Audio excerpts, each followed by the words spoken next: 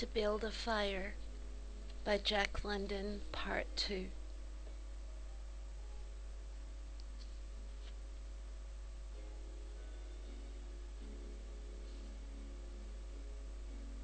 The blood of his body recoiled before it.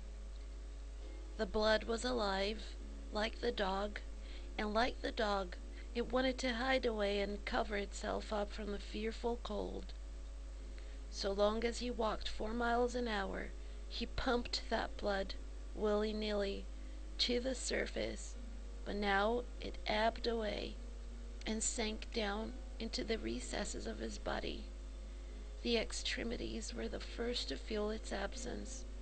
His wet feet froze the faster, and his exposed fingers numbed the faster, though they had not yet begun to freeze.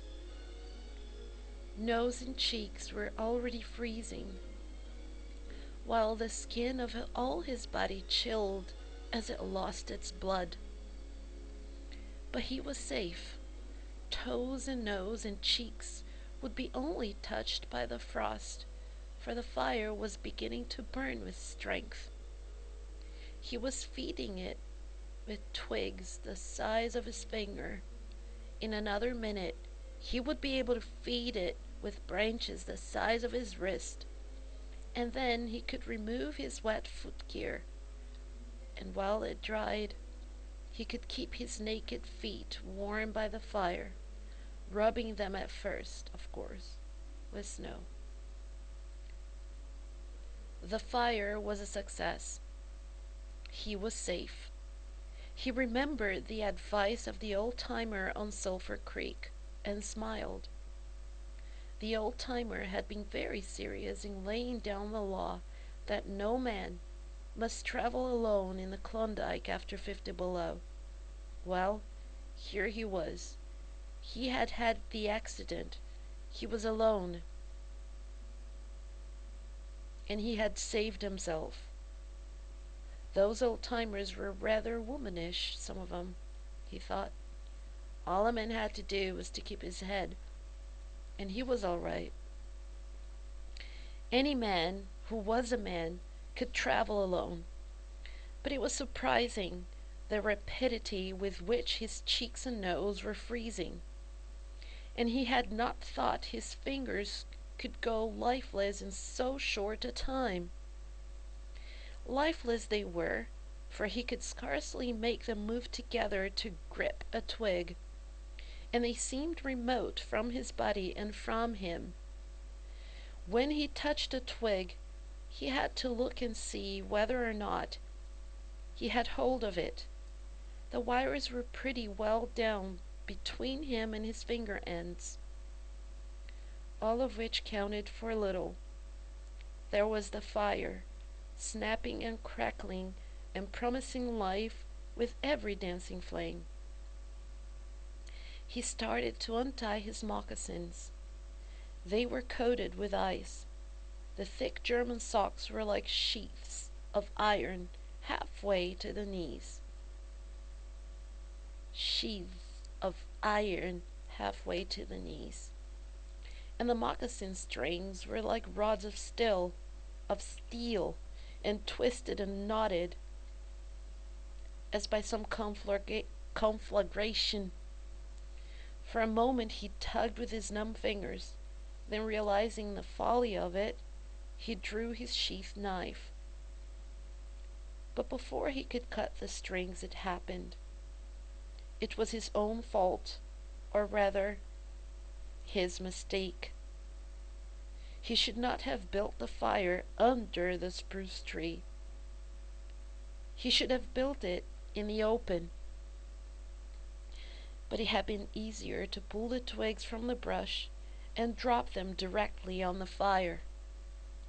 Now the tree, under which he had done this, carried a weight of snow on its boughs. No wind had blown for weeks, and each bough was fully freighted. Each time he had pulled a twig, he had communicated a slight agitation to the tree, an imperceptible agitation so far as he was concerned, but an agitation sufficient to bring about the disaster. High up in the tree, one bough capsized its load of snow. This fell on the boughs beneath, capsizing them. This process continued, spreading out and involving the whole tree.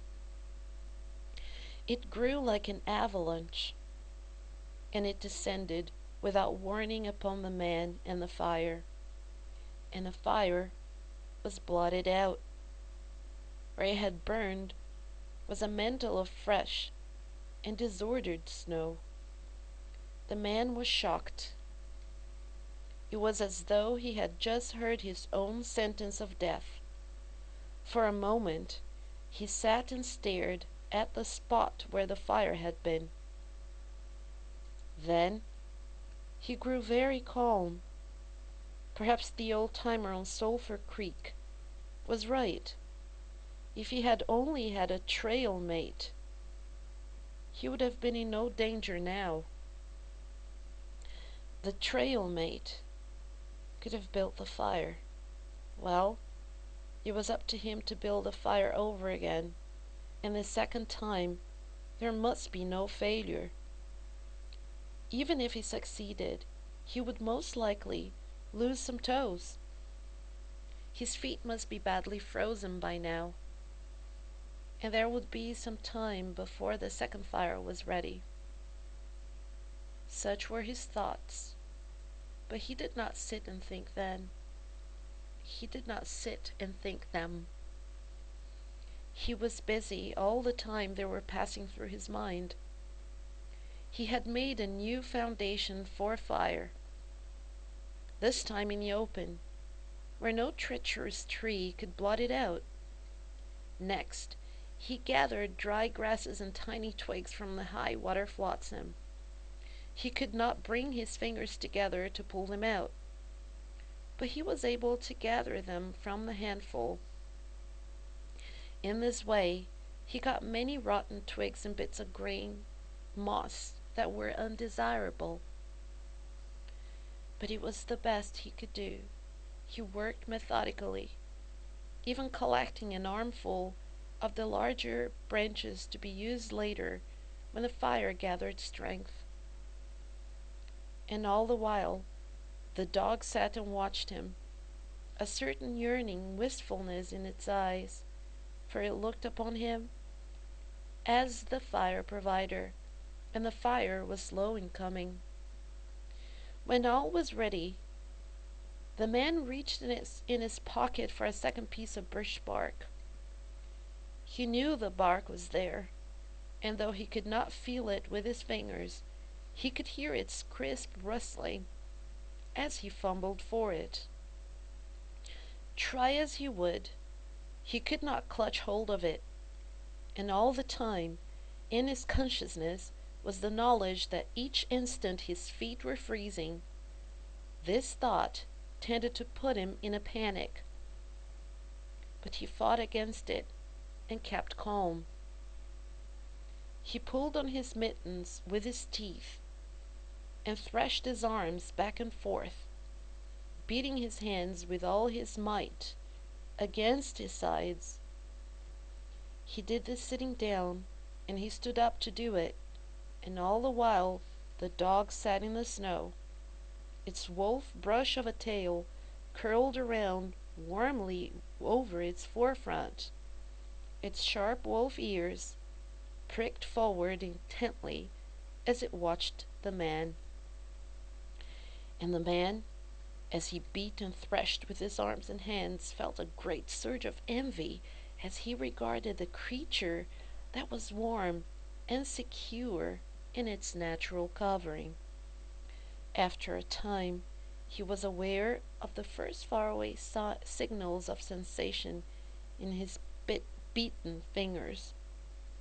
The faint tingling grew stronger till it evolved into a stinging ache that was excruciating, but which the man hailed with satisfaction.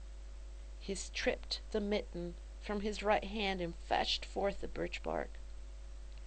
The exposed fingers were quickly going numb again. Next, he brought out his bunch of sulphur matches, but the tremendous cold had already driven the life out of his fingers. In his effort to separate one match from the others, the whole bunch fell in the snow. He tried to pick it out of the snow but failed. The dead fingers could neither touch nor clutch. He was very careful. He drove the thought of his freezing feet and nose and cheeks out of his mind, devoting his whole soul to the matches. He watched, using the sense of vision in place of that touch, and when he saw his fingers on each side of the bunch, he closed them, that is. He willed to close them, for the wires were down, and the fingers did not obey. He pulled the mitten on the right hand and beat it fiercely against his knee. Then, with both mittened hands, he scooped the bunch of matches, along with much snow, into his lap. Yet he was no better off. After some manipulation, he managed to get the bunch between the heels of his mittened hands. In this fashion, he carried it to his mouth. The ice crackled and snapped when, by a violent effort, he opened his mouth. He drew the lower jaw in, curled the upper lip out of the way, and scraped the bunch with his upper teeth in order to separate a match. He succeeded in getting one, which he dropped on his lap. He was no better off. He could not pick it up. Then he devised a way. He picked it up with his teeth and scratched it to his leg. 20 times he scratched before he succeeded in lighting it. As it flamed, he held it with his teeth to the birch bark. But the burning brimstone went up his nostrils and into his lungs, causing him to cough spasmodically. The match fell into the snow and went out. The old-timer on Sulphur Creek was right, he thought, in the moment of controlled despair that ensued. After 50 below, a man should travel with a partner.